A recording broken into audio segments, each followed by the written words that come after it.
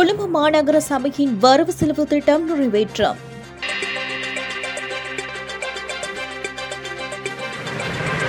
தேசிய மக்கள் சக்தி ஆட்சி அமைத்துள்ள கொழும்பு மாநகர சபையின் 2026 ஆண்டிற்கான வரவு செலவு திட்டத்தின் இரண்டாம் வாசிப்பு 2 மேலதிக வாக்குகளால் நிறைவேற்றப்பட்டுள்ளது. இன்று இடம்பெற்ற வாக்கெடுப்பில் வரவு செலவு திட்டத்திற்கு ஆதரவாக 58 வாக்குகளும் எதிராக 56 வாக்குகளும் பதிவாகியிருந்தன. கொழும்பு மாநகர சபையின் கன்னி வரவு செலவு திட்டம் கடந்த டிசம்பர் 22ஆம் தேதி சபையில் சமர்ப்பிக்கப்பட்ட போதிலும் அது தோல்வியடைந்திருந்தது.